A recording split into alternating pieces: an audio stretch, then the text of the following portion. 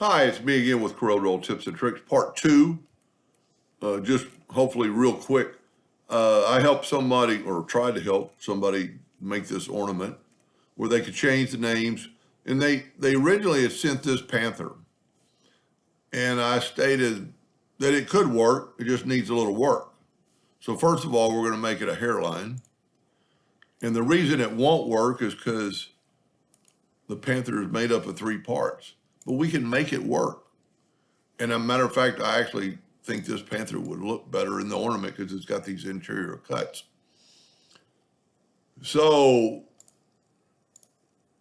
it's all a hairline. That line just doesn't look like a hairline. Let me go up to object, break it apart.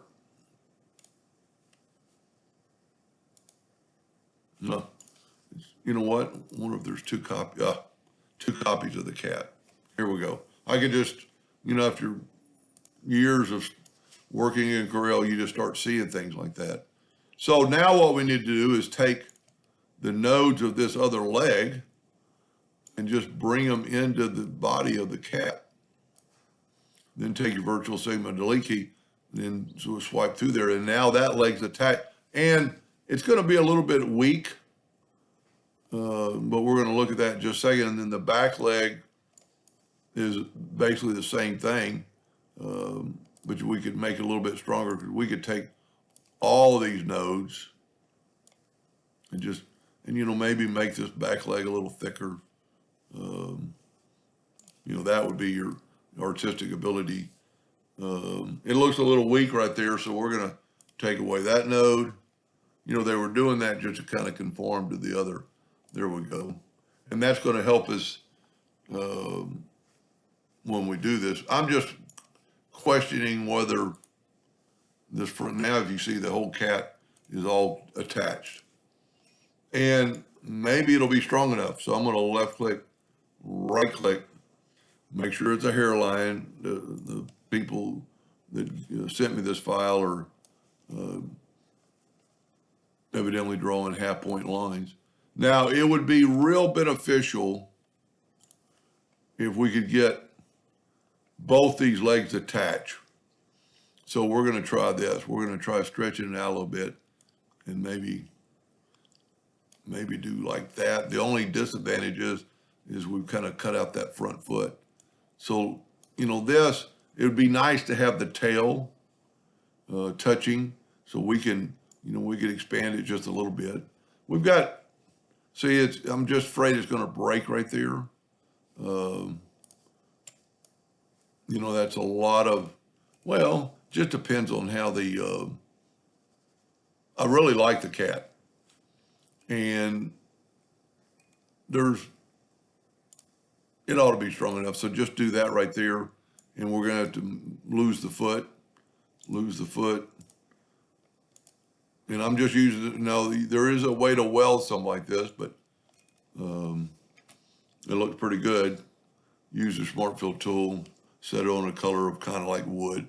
And that's what it's going to look like. So that, I have to admit, that leopard looks better than this one because it's going to have those interior cuts.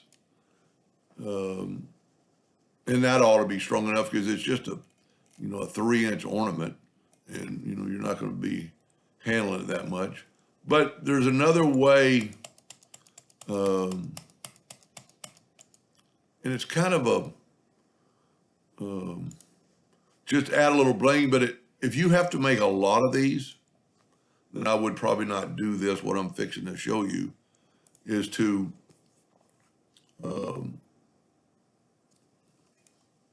take this item and make a duplicate.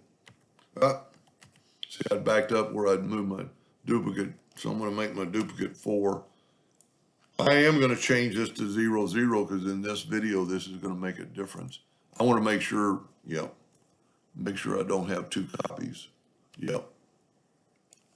So I'd made a duplicate. Now, Control D to make a duplicate and move this one over. And now we're going to fix this one. And this would require, now if you're going to run the names, so this is the first thing I'm doing it for, if you're going to run the names, you're going to be engraving it anyway.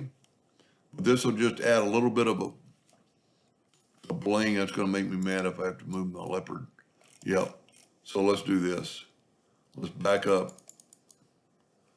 before we made the copy. And let's make the leopard a little bit bigger. And the thing I like about this, it's not going to,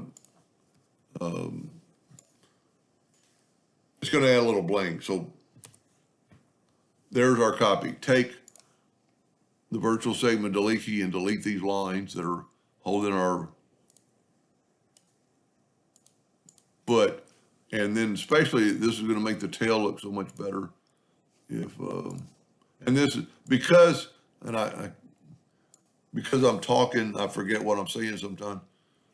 So this is going to be your completed cat. But then on this, we're going to do just the opposite. And so this is going to be your cut line. And since you're going to engrave it anyway, we could do this and add a little bit of, since you're going to be engraving a name, we could do this right here. Take away all the center parts of the lion and actually no, we don't want to do that. Yeah, we do. We take away these lines. And remember, I just did this so I'd have a copy. Yep, this is going to work.